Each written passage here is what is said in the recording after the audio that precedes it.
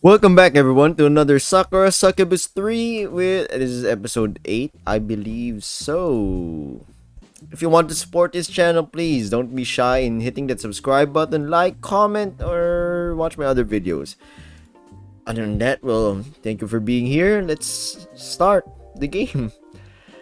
Ah, alright, fine. I'll stop apologizing about your dress if you stop saying you're not cute. Oh yeah, I forgot about that. If anybody wants to recall or recap, watch the last episode in which we apparently did something with Marna while she was in that dress.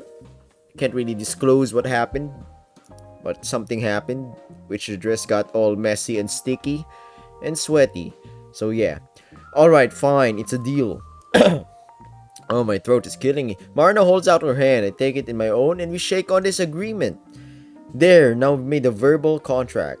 If you go back on your word, I'll mobilize my entire legal team. Don't be surprised if the next time we meet, it's at court. Whoa, she ain't playing.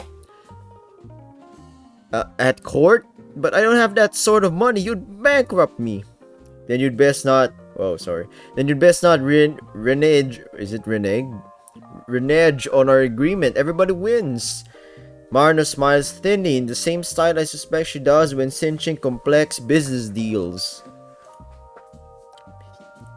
This woman. Though her cute side is undeniable, and now Marna legally can't deny it, she's kind of scary too. Her backbone's made of sturdy stuff. I guess she's got to be fierce, or she never would have been able to build her business empire as she has. It's no wonder she's so respected. Now the day is wearing on, I would love to stay with you and talk, but my company will not manage itself, dear. I feel I ought to be going soon, but before I do, I would like to ask you for something. It might sound silly, but are you happy, Hiroki? Ooh. Now that's quite a broad question, but at the same time deep. It's hitting me there, personally. Happiness isn't all that cut and dry.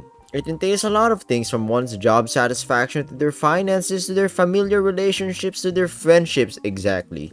Mental health's also pretty important, as is the physical. People can be satisfied in one area but woefully deficient in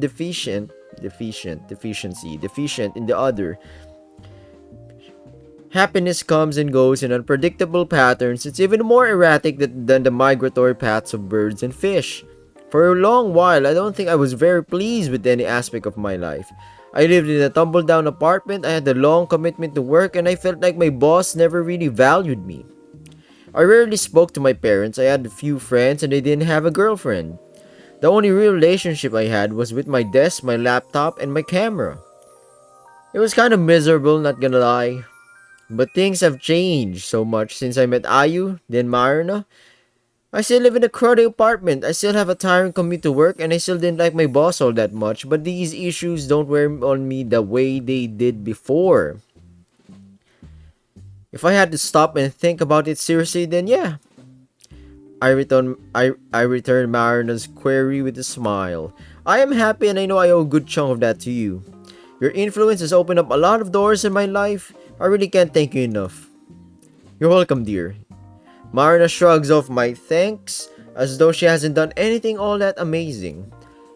Maybe in her eyes she hasn't. Marina is far wealthier than I am, so she can afford to pull strings and distribute favors like it's nothing. In the grand scheme of all things, she might have gone that far out of her way for my sake. But it's appreciated all the same. She didn't have to do anything. She could have done nothing at all. She didn't owe me anything, but she still helped me. She really is a kind woman. I think it's only fair that I should try to help you wherever I can. You are a very important person to me, Hiroki. When you're happy, I'm happy too. Woo! That's some pretty lovey-dovey stuff right there. Though I've had other partners in the past, it didn't move my heart as you did. I'm one of the oldest amongst my sisters, and I'm a bit more cynical about romance, but I care about you a lot. I might even love you. She said the L word. That's crazy. I'm a succubus and you're a human. But you're more than just prey to me. You're very, very dear to me. You make that quite apparent. I've never once doubted your feelings. Well, that is good. You are my most precious beloved partner. I adore you, so please take care of yourself. Don't let yourself get swept away in the arms of another. I don't mind sharing you with my younger sisters, as I've said, that is no problem. But there's one person I absolutely do not want to share you with under any circumstances. What? Who? This conversation's taken a bit of a dark turn. I thought Marna meant to reassure her love for me before heading off to another day at the office. But maybe not. This doesn't sound like a piece of motherly advice. It sounds like a real genuine warning. Why? This is kind of intense. If I didn't know any better, I'd almost think I was in some sort of danger. I laugh a little, trying to diffuse the tension, but it doesn't work. The strange, sombre atmosphere remains, settling upon my shoulders like a layer of freshly fallen snow. That is exactly what I'm saying, yes. You? Ah. Marna's words sent a shiver running down my spine. Suddenly, I feel cold. My little joke doesn't seem all funny anymore. Am I really in danger?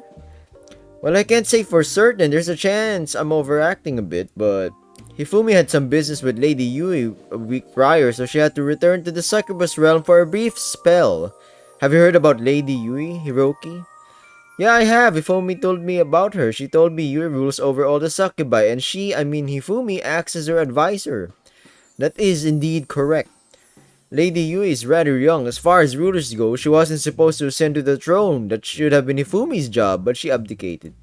The crown then went to Lady Yui as the next in line to inherit. I suppose you knew this too? Hifumi mentioned it briefly. That's good, then I didn't burden you with too many explanations. I won't go into many details, I don't have time for it right now, but I spoke to Hifumi a few days ago when she returned from the Succubus realm. She was a bit shaken, actually. She was, but why? Did something happen? Nothing has happened just yet, but it seems Lady Yui has taken a liking to a particular human boy, a boy who is for some inexplicable reason thronged by a whole harem of succubi.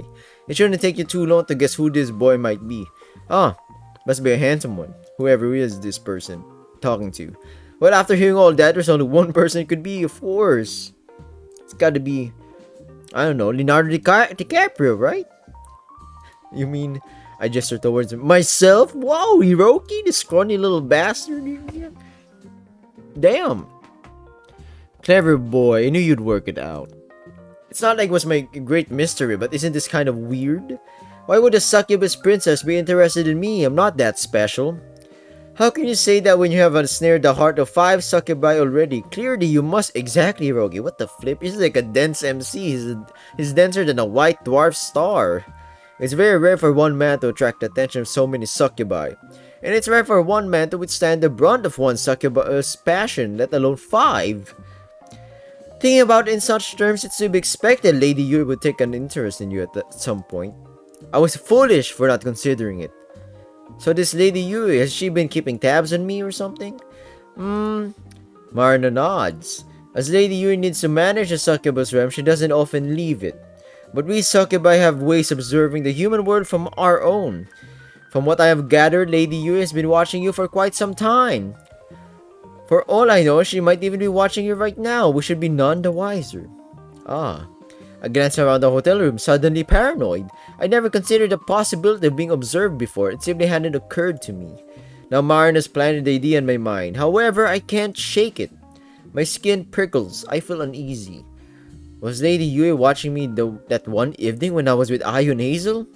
What about the time Cosmo showed up at my house wearing a bunny girl costume? Or last night when I was in the hotel room with Marna? If she was watching me, I'd have no way of knowing. Now that's unnerving, really. So this Lady Yui, what does she want with me?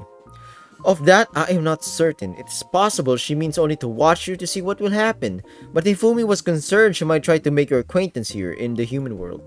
If you intrigue her enough, there's a chance she could try to take you with her to the succubus realm. Then she might make you a plaything. Plaything? That's right. If that were to happen, you would be completely at her mercy. She could lock you up in the succubus realm and never ever let you leave. Lady Yu is a jealous, possessive sort. If she gets her hands on you, there's no telling what will happen. I'm worried about you.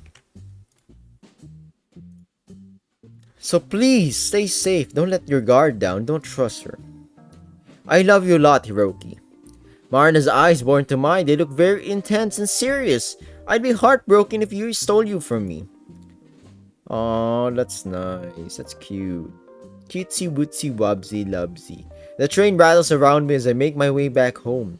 Since today's a Sunday, I don't have any work to attend to, which is just as well since it's almost 9. If I did have to go into office, it'd be late for sure. My boss might be taking a soft approach with me as of late, but I don't think he'd let my tardiness slide. Well, he's such a stickler for timekeeping, he might as well be German. Though I had a pleasant night, I feel a little sleepy. Marina's early steering roused me and I couldn't get back to sleep. I feel tired. Maybe get some shut-eye when I return to my apartment. That sounds appealing. I do feel a little bad for Marina though. It's a weekend, she held a large charity event last night but she still has to go into the office. I complain about my job all the time. I don't think anybody likes working after hours, but Marina has it way tougher than I do.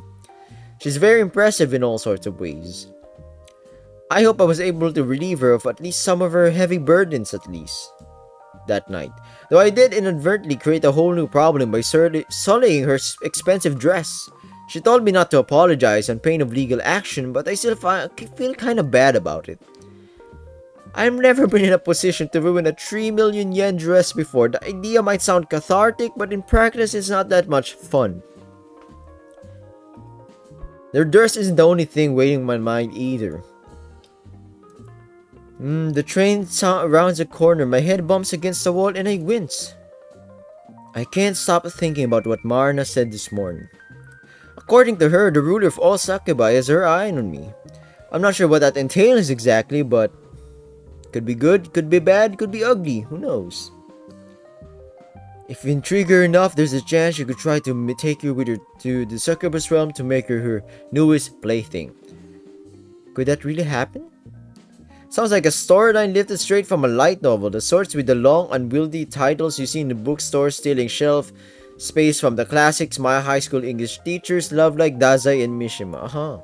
I guess it doesn't sound like too terrible a fate in theory, but Lady Yu is a jealous, possessive sort. If she gets her hands on you, there's no telling what will happen. I don't know the first thing about this Lady Yu, but Marina's words don't paint her the most compelling light. To be honest, she sounds kinda scary. She's gonna be rough, buddy. If she can use succubus magic, she'll be able to watch me wherever I go, whatever I do. I'm only a weak, feeble human. I have no ways of hiding from her. What will happen if she really does decide to kidnap me? I'll be entirely at her mercy, and I'm afraid I'll never see Marina or the others ever again. My journey back home was uneventful despite my anxieties. I made nobody suspicious in the train, not even Cosmos, but nor during my walk back to my apartment. Everything seems normal. Too normal. The sky is blue, few birds are chirping, and the people I pass by on the gray sidewalk oh god, hair up without word. My throat is killing me. Nobody gives me a second glance. I fumble around with my keys for a little while outside my apartment. My palms feel sweaty. My arms are heavy. Mom's spaghetti vomit on my sweater already. It's not a particularly hard day and I dropped them twice. Why am I shaking? I got chills, brother. Nothing bad happened. I have no reason to feel afraid. Everything's normal like I said. But something doesn't feel right. It's too normal, I tell you, Hiroki. Right, everybody? I breathe in deeply, then examine my apartment. It looks like the same as it always does with its dreary windows and age-spotted walls. When I try the front door handle, it doesn't budge. It's still locked, just as I left it last night. I don't think anybody's been here during my absence. But even if they have, how would I know? Succubi like Cosmos can bypass locked doors with their magic. I should know from past experiences. She's done it enough times. Theoretically, this Yui should be far stronger than Cosmos. She could get inside my home with ease if she wanted to. Hell, I'm sorry, I'm choking, my dude. She could even cut this video right now, since we'll be seeing each other in the next episode of Sakura Succubus 3. Please, if you want to subscribe, go do it freely, and stay safe, everybody. And yeah, just bye.